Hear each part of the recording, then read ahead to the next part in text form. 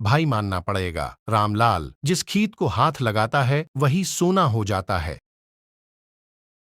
अरे सोना कैसे ना हो, देखो तो सही वो किस कदर मेहनत करता है, तो फिर क्यों ना उसकी मेहनत का फल उसको मिले। रामलाल बहुत ही मेहनती किसान होता है। वो अपने खेत में बहुत मेहनत करता है। उसकी मेहनत की वजह से हर साल पूरे इलाके में सबसे ज्यादा फसल होती है। पूरे गांव में उसे के चर्चे होते कि रामलाल की हर बार फसल ज्यादा होती है।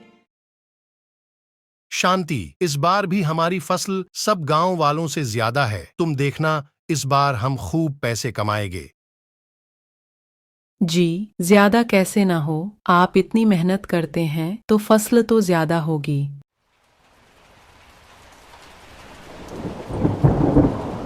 ये क्या? बारिश! फसल बिल्कुल तैयार है। अगर अब बारिश हो गई तो हमारी सारी फसल खराब हो जाएगी और हम सब कंगाल हो जाएंगे।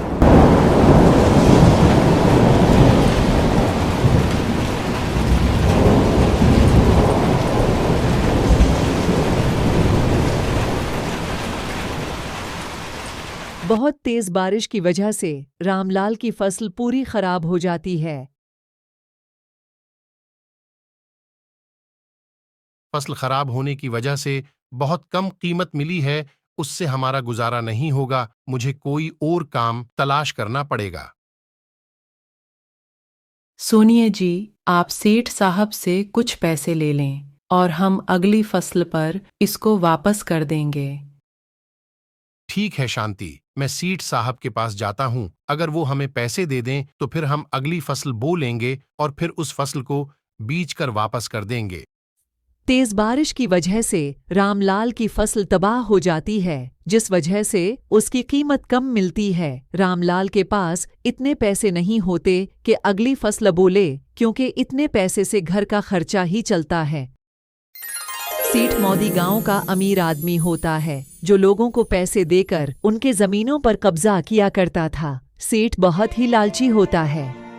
आओ रामलाल, कैसे आना हुआ? मैंने सुना है कि तेरी फसल बारिश की वजह से सारी खराब हो गई।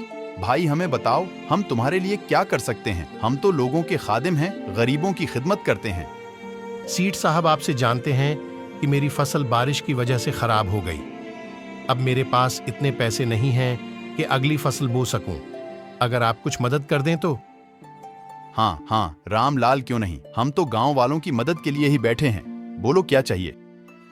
सीठ साहब, अगर कुछ पैसे मिल जाए तो मैं आपको अगली फसल पर वापस कर दूंगा। हाँ रामलाल, क्यों नहीं, पैसे ले लो। मेरी एक शर्त है। कौन सी शर्त सीठ साहब? तुम जितनी फसल अपने खेत में बोगे उतनी ही मेरे खेत में बोनी होगी। उस सूरत में तुमको पैसे दूंगा। अगर दोनों खेत में काम कर सकते हो तो ले लो। पर सीठ साहब, मैं अकेला कैसे दोनों तरफ काम कर सकता हूँ? भाई अब तुम्हारी मर्जी, ये मैं नहीं जानता कि तुम कैसे करोगे। मुझे तुम्हारे खेत जितनी फसल चाहिए। सेठ बहुत ही शातिर होता है। उसके ज़हन में होता है कि पैसे तो मिल ही जाएंगे, पर उसके साथ साथ खेत का काम भी फ्री में हो जाएगा और मुझे कोई काम नहीं करना पड़ेगा। अगर सीठ साहब की शर्त न मानी तो मैं अगली फसल नहीं बो पाऊंगा।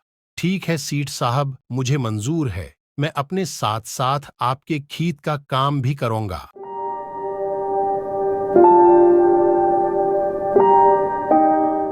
गरीब रामलाल बहुत मेहनत करता है।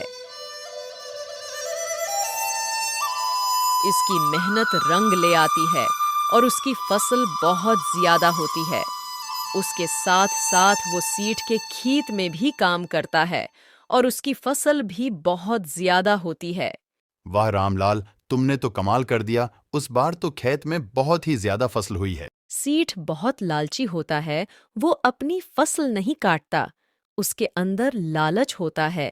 पहले राम अपनी फसल बेच ले, उसके बाद मैं उससे महंगे दाम बेचूंगा और राम से ज्यादा पैसे कमाऊंगा।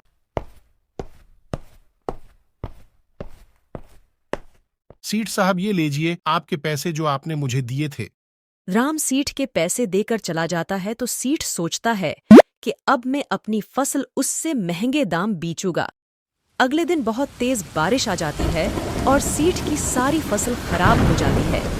उसने राम से बुरा किया और कुदरत ने उसे उसकी सजा दे दी। उसीलिए तो कहते हैं कि मुश्किल वक्त में किसी से बुरा न करो, नहीं तो तुम्हारे साथ भी बुरा होगा।